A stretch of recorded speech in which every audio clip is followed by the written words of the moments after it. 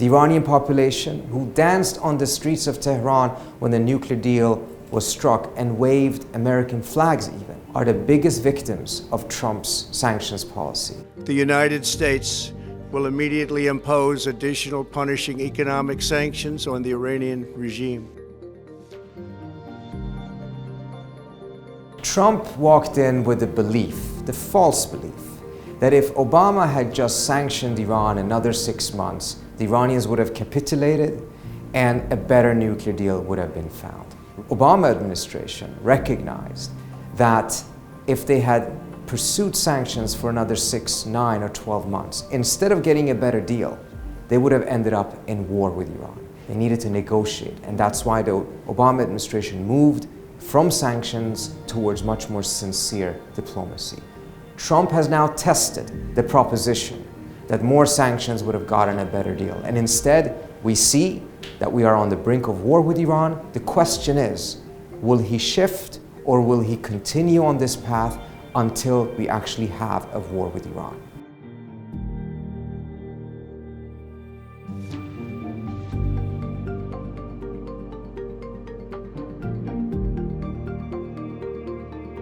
It is economic warfare.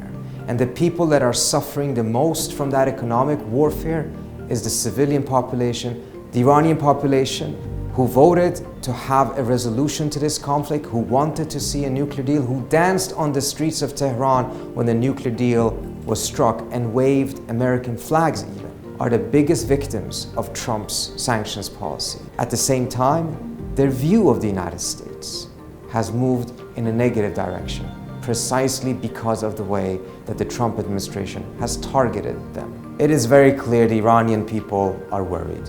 They are angry, but also they do not want to have a war. They want a normal life. They were happy with the nuclear deal because they wanted to be able to reconnect with the rest of the world. They wanted to have a good economic future. They wanted to once again be able to say that they are friends with America and the American public. Everything has been turned in a negative direction in the last couple of years. And they are afraid because they do not want to face the same fate as the people of Iraq, the people of Afghanistan, the people of Syria, and the people of Libya.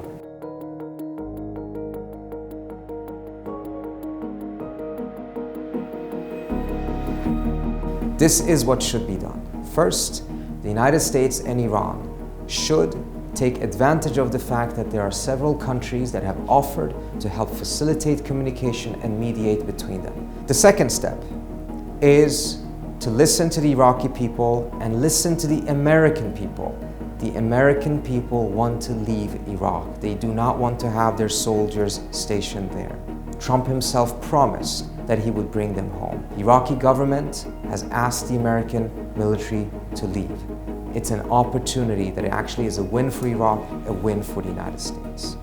Third, Trump must recognize that he has been misled. The maximum pressure strategy was never designed by these advisors to actually lead to a better deal.